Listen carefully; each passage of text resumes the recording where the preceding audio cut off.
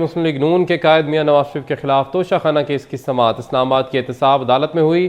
अदालत ने नवाज शरीफ का बयान कलमबंद करने की दरख्वास्त मंजूर कर ली।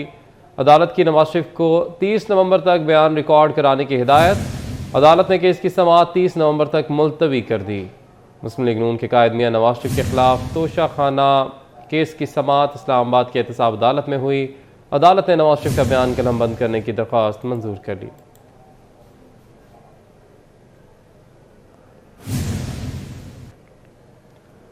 कायद मुस्लिम लीग मियां नवाज शरीफ मरी के लिए रवाना। साबिक वज़ीर आज़म नवाज शरीफ मरी में लीगल टीम से अपने केसेस के बारे में मुशावरती मुलाकात भी करेंगे। इसी हवाले से मजीद भी जानेंगे। हमारे नुमाइंदे राव दिलशाद हमारे साथ मौजूद हैं। जी राव दिलशाद, बताएगा। बिल्कुल अली, कायद मुस्लिम लीग नून मोहम्मद नवाज शरीफ जाती उम्र अपनी रिहायशगाह से इस्लामाबाद मरी के लिए रवाना हुए हैं और बताया ये जा रहा है कि साबिक वज़ीर आज़म के हमरा उनकी साहबजादी चीफ ऑर्गेनाइजर मुस्लिम लीग नून मरियम नवाज भी जो रवाना हुई हैं। साबिक वज़ीर आज़म नवाज शरीफ मरी में लीगल टीम से अपने केसेस के बारे में मुशावरती मुलाकातें करेंगे, जबकि कल जो है वो 21 नवंबर को उनकी जो पेशी है इस हवाले से, चूंकि उन्होंने इस्लामाबाद अदालत में भी पेश होना है तो फिर मरी से ही जो पहुंचेंगे। मियां नवाज शरीफ अल-अज़ीज़िया और एवन फील्ड रेफरेंसेस में सजाओं के खिलाफ अपीलों में जो है वो पेश होंगे। इस्लामाबाद हाई कोर्ट का 2 रुकनी बेंच 21 नवंबर को नवाज शरीफ की अपीलों पर समाअत कर रहा है, जबकि मियां नवाज शरीफ के केसेस से मुतल्लिक वकला से मुशावरत की जा रही है। आपको बताएं कि मियां नवाज शरीफ के हमरा सीनियर लीगी रहनुमा भी इस्लामाबाद जब पेशी होगी तो वो उनके हमरा होंगे। फिलहाल लाहौर से रवाना हो चुके हैं और मरी पहुंचेंगे अपनी रिहायशगाह में। जी ठीक है, बहुत शुक्रिया राव दिलशाद अपडेट करने के लिए। इसराइल ने एक बार फिर अल-शिफा अस्पताल के नीचे तवील सुरंग मिलने का दावा कर दिया। हमास ने इसराइली इल्ज़ाम की तरदीद करते हुए अक़वाम मुत्तहिदा से तहकीकात का मुतालबा किया है। अरब मीडिया के मुताबिक यहूदी फ़ौज ने एक वीडियो क्लिप में दावा किया कि सुरंग 10 मीटर की गहराई में वाक़ है। इसराइली फ़ौज के तर्जुमान ने समाजी राब्ते की वेबसाइट एक्स पर हमास के 100 से ज़ायद अरकान को गिरफ्तार करने का दावा भी किया। दूसरी तरफ आलमी इदारा सेहत ने कहा है कि अस्पताल में अब भी दर्जनों मरीज़ मौजूद हैं। गजा की वजारत सेहत के मुताबिक तिबी अमले ज़ख्मियों और बेघर अफराद को बंदूक की नोक पर शिफा मेडिकल कॉम्प्लेक्स खाली करने पर मजबूर किया गया। हमास ने इसराइली इल्ज़ाम की तरदीद करते हुए मुतालबा किया है कि अक़वाम मुत्तहिदा इस मामले की तहकीकात करे। हमास के 100 से ज़ायद अरकान को गिरफ्तार करने का दावा भी किया। दूसरी तरफ आलमी इदारा सेहत ने कहा है कि अस्पताल में अब भी दर्जनों मरीज़ मौजूद हैं। गजा की वजारत सेहत के मुताबिक तिबी अमले ज़ख्मियों और बेघर अफराद को बंदूक की नोक पर शिफा मेडिकल कॉम्प्लेक्स खाली करने पर मजबूर किया गया। हमास ने इसराइली इल्ज़ाम की तरदीद करते हुए मुतालबा किया है कि अक़वाम मुत्तहिदा इस मामले की तहकीकात करे।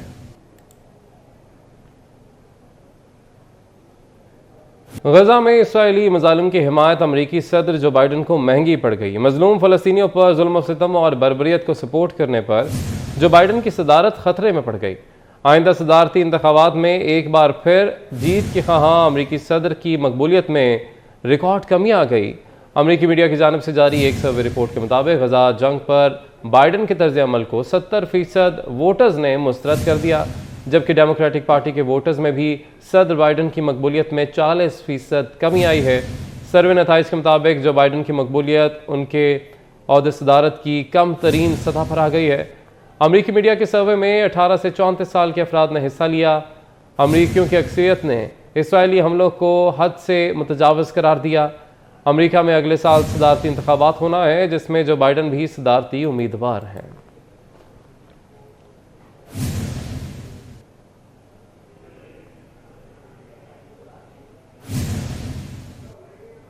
वज़ीर आला पंजाब मोहसिन नकवी अल-सुब लाहौर के ज़ेर तामीर कैवलरी अंडरपास का दौरा किया। वज़ीर आला ने अंडरपास की छत के फिनिशिंग वर्क का मुआयना किया। मोहसिन नकवी ने शहरियों को नवीद सुनाई कि कैवलरी अंडरपास को बहुत जल्द ट्रैफिक के लिए खोल दिया जाएगा। वज़ीर आला पंजाब मोहसिन नकवी ने अल-सुब लाहौर के ज़ेर तामीर कैवलरी अंडरपास का दौरा किया। वज़ीर आला ने अंडरपास की छत के फिनिशिंग वर्क का मुआयना किया। मोहसिन नकवी ने शहरियों को नवीद सुनाई कि कैवलरी अंडरपास को बहुत जल्द ट्रैफिक के लिए खोल दिया जाएगा।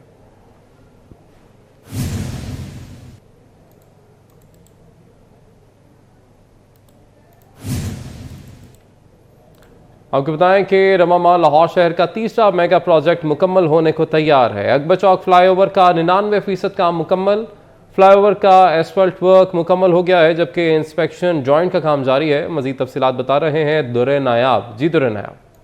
बिल्कुल, अकबर चौक फ्लाईओवर जो हुकूमत का बहुत ही एक प्रायोरिटी प्रोजेक्ट है और इस इलाके के लिए एक गेम चेंजर की हैसियत रखता है, क्योंकि यहाँ पे बहुत ज़्यादा ट्रैफिक है और इतनी बेहंगम ट्रैफिक है कि गुज़िश्ता कई सालों से माजी के दौरे हुकूमत भी यहाँ पे कोई प्रोजेक्ट करना चाह रही थी, लेकिन उनसे प्रोजेक्ट नहीं हो सका और यहाँ पे ट्रैफिक का जो बदतरीन मसला था वो हल ना हुआ। अब हुकूमत पंजाब की जानिब से वज़ीर आला मोहसिन नकवी की जानिब से इस प्रोजेक्ट को इनिशिएट किया गया था। अब ये मनसूबा 99% मुकम्मल हो चुका है और जो 1% काम है वो सिर्फ फ्लाईओवर के ऊपर जॉइंट जो एक्सपेंशन है वो लगाए जा रहे हैं और एक्सपेंशन जॉइंट में 18 में से 9 लगाए जा चुके हैं, अगले 3 रोज़ में लगा लिए जाएंगे।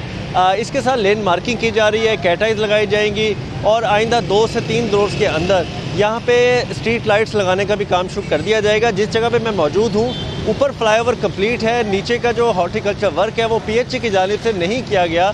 हाँ, हालांकि बारहा ये कहा गया वज़ीर आला की जानिब से भी कि PHE यहाँ पे काम करे, खूबसूरत नए प्लांटेशन करे, लेकिन इसमें कमी दिखाई दे रही है। जबकि जो शौक चौक से कायद-ए-आज़म इंडस्ट्रियल स्टेट तक दोनों तरफ में वेयरिंग कोर्स मुख्तलिफ बर्रावार किया जा रहा है, फाइनल स्पार लेयर बिछाई जा रही है। आइंदा 1 से 2 रोज़ के बाद ये क्लियर हो जाएगा कि ये मनसूबा कब ओपनिंग की तरफ जा रहा है। ताम ज़राए का ये कहना है कि रवा माह वज़ीर आला पंजाब जो है वो किसी भी लम्हे इस फ्लाईओवर का इफ्तिताह कर सकते हैं और इसके साथ ही रवा माह ये खुलने वाला लाहौर शहर का तीसरा मेगा प्रोजेक्ट होगा। ठीक है दुर्रे नायाब, हमारे साथ ही रहेगा। वज़ीर आला पंजाब मोहसिन नकवी का बड़ा ऐलान, सरकारी महकमों के शहीद अफसरों और मुलाजमीन के लवाहिकीन को शोहदा पैकेज के बराबर इमदादी पैकेज दिया जाएगा।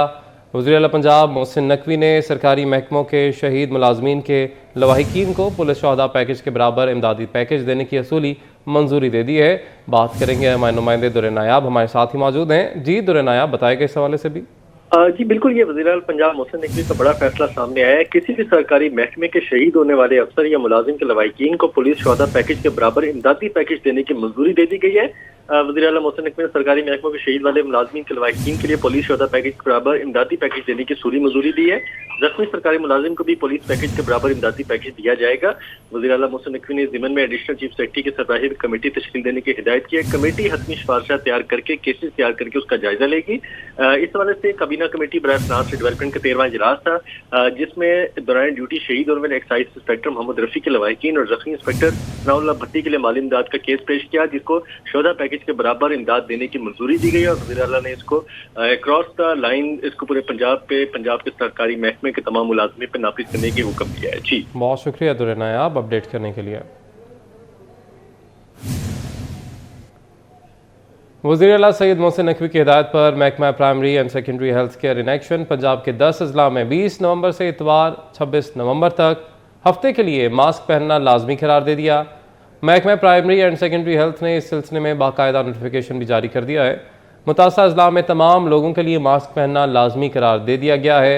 मरासले में कहा गया है कि मास्क पहनने की पाबंदी का इतलाक लाहौर, शेखुपुरा, कसूर और ननकाना साहिब के अजला में होगा। गुजरांवाला, हफ्जाबाद, सियालकोट, नारोवाल, गुजरात और मंडी बहाउद्दीन में भी मास्क पहनना लाजमी है। निगरान सूबाई वज़ीर सेहत डॉक्टर जमाल नासिर ने कहा कि शहरियों की सेहत का तहफ़्फ़ुज़ हुकूमत पंजाब की अव्वलीन तरजीह है।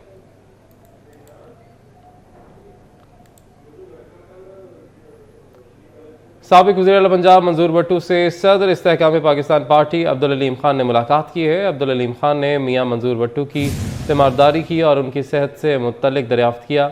दोनों रहनुमाओं की मुलाकात में मुल्क की सियासी सूरत हाल और बाहमी दिलचस्पी के उमूर पर बातचीत भी हुई।